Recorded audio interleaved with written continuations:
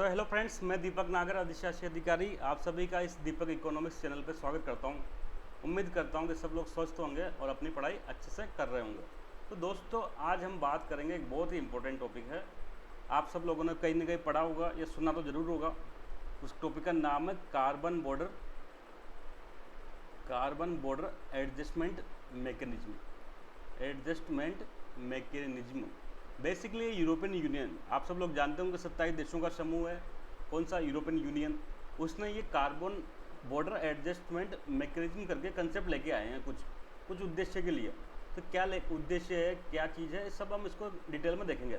Basically it is a type of carbon tax. ये क्या, एक प्रकार का कार्बन टैक्स है, CBAM। अब कार्बन टैक्स क्या होता है, क्यों इसको लाया जाता है, क्या उद्देश्य होते हैं इसको, क्या इसका बेनिफिट हो सकता है, और इससे है ना इंडिया जैसे देशों पर क्या प्रभाव पड़ेगा, तो जो इतनी चिंता जताई जा रही है। तो सबसे पहले कहानी सुनते हैं हम कार्बन टैक्स की दोस्तों, कि कार्बन टैक्स बेसिकली होता क्या है। तो आप सब लोग जानते हो कि पूरी दुनिया में वर्तमान में क्या चीज़ चल रही है। वर्तमान में चल रही क्लाइमेट चेंज का सबसे ज़्यादा जो इम्पोर्टेंट टॉपिक है ना, वो है क्लाइमेट चेंज। ये हम सब लोग जानते हैं, और पूरी दुनिया क्या कर रही है, वर्ल्ड प्रयास कर रहा है ग्लोबली कि क्लाइमेट चेंज को किसी प्रकार से रोका जाए। क्लाइमेट चेंज से क्या हो रहा है, पड़ती गर्म हो रही है। आप सब लोगों को पता होगा ना, ग्लोबल वार्मिंग हो रहा है। ग्लोबल वार्मिंग से क्या हो रहा है, पूरी दुनिया का टेम्परेचर बढ़ रहा है। टेम्परेचर बढ़ने से कई सारी स्थितियाँ बदल रही है। कई जगह क्या होती है, बाढ़ आ रही है, कई जगह सूखा पड़ रहा है। तो ये सब चीज़ें हो रही है। तो दोस्तों इसीलिए है ना, इसके बारे में जैसे कि सपोज को स्टील इंडस्ट्री है। स्टील इंडस्ट्री क्या दोस्तों, एक एनर्जी इंडस्ट्री है।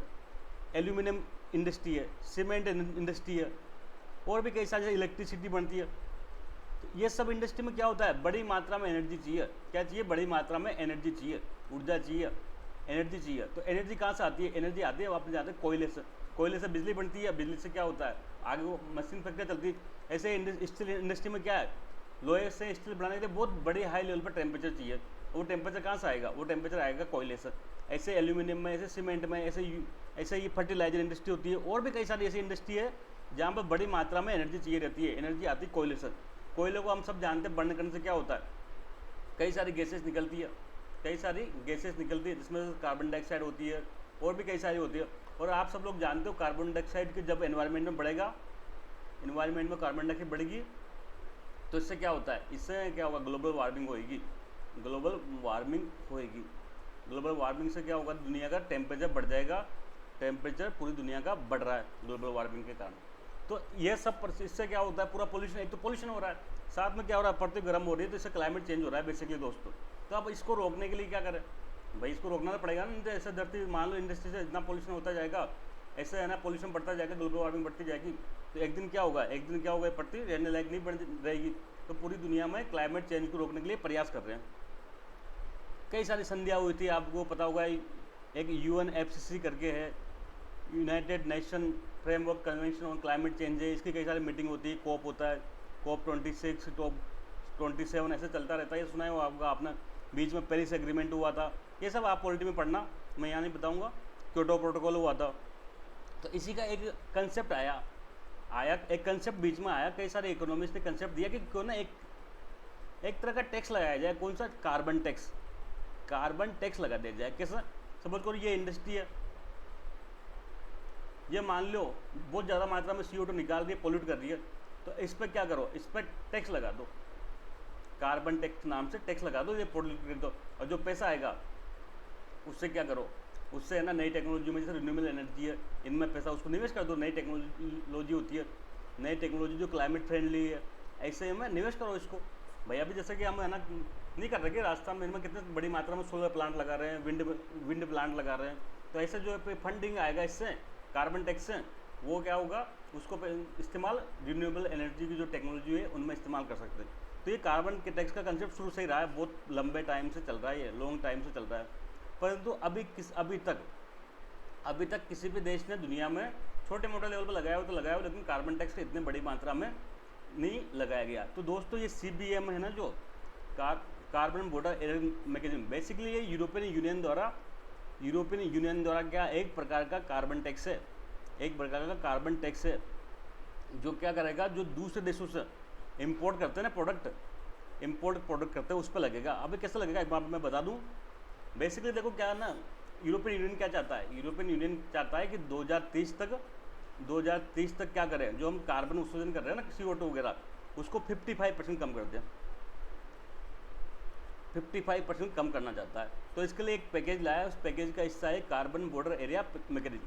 इसमें ये क्या करेंगे, बेसिकली ये 2 स्टेज में लागू होगा।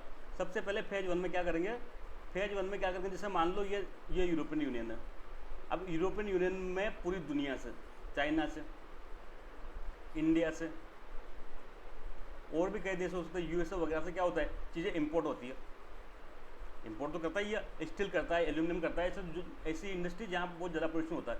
तो ये सबसे पहले कहेगा इंडिया से कि भाई हम आपसे जो स्टील इंपोर्ट कर रहे हैं ना, स्टील एल्यूमिनियम, इसका डेटा दो हमको, एमिशन डेटा, कितना सारा एमिशन आप कर रहे हो, ताकि हमें तो पता तो चले कि हम जो चीज़ें यहाँ देश में मंगा रहे हैं, आयात कर रहे हैं, उसमें आप लोग कितना पोल्यूशन फैला रहे हो पूरी दुनिया में। तो पहले चरण में तो ये होगा कि ये डेटा मांगेगा। दूसरा चरण दोस्तों 2026 से लागू होगा, फेज 2। फेज 2 बेसिकली 2026 से लागू होगा। इसमें क्या करेगा ये जैसे ये यूरोपियन यूनियन है, 27 देश है। अब इंडिया से सपोज करो, ये इंडिया है, इंडिया से सपोज करो ये स्टील आ रहे हैं, स्टील इंपोर्ट कर रहे हैं, या एल्यूमिनियम इंपोर्ट कर रहे हैं। तो इस स्टील और एल्यूमिनियम के इंपोर्ट पर ये लगभग 20 से 25% तक 20% तक इंपोर्ट ड्यूटी लगाएंगे कार्बन टैक्स के नाम पर। इंपोर्ट ड्यूटी लगाएंगे कार्बन टैक्स के नाम पर, CBM के तहत ये हो रहा है कुल मिला के बाद। तो हम क्या समझे, हम समझे कि सर ये जो CBM सिस्टम है ना, बेसिकली जो फॉरेन से चीज़ें इंपोर्ट हो रही है, अब वहाँ पर वो देश में जब प्रोड्यूस कर रहे हैं तो कितना पोल्यूशन फैला रहे हैं, उसको पता करने के लिए, उसको रोकने के लिए है। तो पहले लेवल पर तो ये पता करेंगे कि डेटा इकट्ठा करेंगे कि भाई आप हमको एमिशन डेटा दो।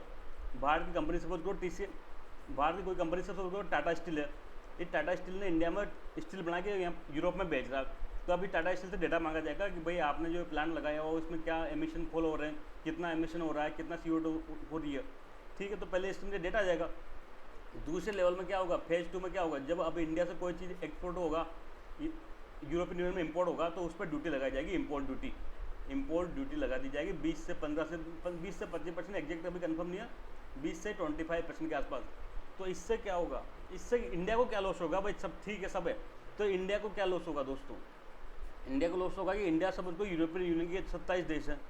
अब ये इंडिया से क्या हो रहा है, बड़ी मात्रा में सब उनको यहाँ पर स्टील का एक्सपोर्ट किया जा रहा है भारत द्वारा। इंडिया का एक्सपोर्ट मतलब यूरोपियन यूनियन का इंपोर्ट, एल्यूमिनियम का एक्सपोर्ट किया जा रहा है, और भी कई सारी हो सकती है उनका, ये हम लोग यहाँ से क्या कर रहे हैं, एक्सपोर्ट कर रहे हैं। अगर ये 20% भी सपोज करो, मान लो इंपोर्ट ड्यूटी लगाता है, इंपोर्ट ड्यूटी लगाता है, तो इंडियन जो स्टील है ना, इंडियन जो प्रोडक्ट है इंडिया की स्टील, ये वहाँ पर यूरोपियन यूनियन में कॉस्टली हो जाएगी। सपोज को 100 रुपये में जा रही थी, अभी 20 रुपये एक्स्ट्रा इन्होंने ड्यूटी लगा दी, तो फिर ये कितने की हो जाएगी, 120 रुपये की हो जाएगी। जब कॉस्टली हो जाएगी तो फिर वो और देशों से कंपटीशन नहीं कर पाएगी। भाई कल इंडिया से थोड़ी ये स्टील मंगा रहा होगा, चाइना से भी आती होगी, जापान से भी स्टील आती होगी। तो इन देशों की तुलना में जहाँ पर टेक्नोलॉजी बढ़िया हो रही है, जहाँ पर पोल्यूशन कम फैला रहे हैं, वैसे देशों की तुलना में इंडिया में क्या होगा, इंडियन जो स्टील है वो वहाँ महंगी हो जाएगी। तो हमारी महंगी हो जाएगी तो फिर क्या होगा, कंपटीशन नहीं रहेगा, तो हमारा क्या होगा, सेल नहीं कर पाएंगे, तो हमारा मार्केट खत्म हो जाएगा, तो हमारा जो यहाँ पर फैक्ट्री लग रही है वो फैक्ट्री बंद हो जाएगी। ये इंडिया की चिंता है। अब इंडिया का क्या कहना है, इंडिया का ये कहना है कि भाई ये गलत है। इंडिया का क्या आर्गूमेंट है, इंडिया का कहना है कि भाई ये क्या है, रॉन्ग है। कैसा, ये WTO के नियमों के खिलाफ है, WTO के नियमों के खिलाफ है। भाई एक देश से दूसरे देश में जितना भी इंपोर्ट एक्सपोर्ट होता है, इस पर जो ड्यूटी लगती है ना, उस पर WTO के रूल होते हैं। WTO के रूल्स के अकॉर्डिंग कोई भी देश इंपोर्ट टैरिफ लगा सकता है, उससे ज़्यादा नहीं लगा सकता। लेकिन यूरोपियन यूनियन ने क्या किया, न तो WTO से पूछा, WTO से न तो पूछा, न उससे कोई किया, अपने स्तर पर, निजी स्तर पर मनमानी प्रकार से ये टैक्स लगा रही है CBM। या तो इस पर कोई निर्णय हो तो कहाँ पे हो, WTO पे होना चाहिए। अगर मान लो पूरी दुनिया ये डिसाइड करती है भाई ठीक है, क्लाइमेट चेंज को रोकने के लिए क्या चाहिए, जरूरी है कि कार्बन टैक्स लगाना, तो फिर पूरी दुनिया के स्तर पर लगे। और कहाँ लगे, WTO नियम बनाए उसके, क्या करे, CBM जैसा कंसेप्ट WTO लेके आए और पूरी दुनिया के देश उसको फॉलो करें।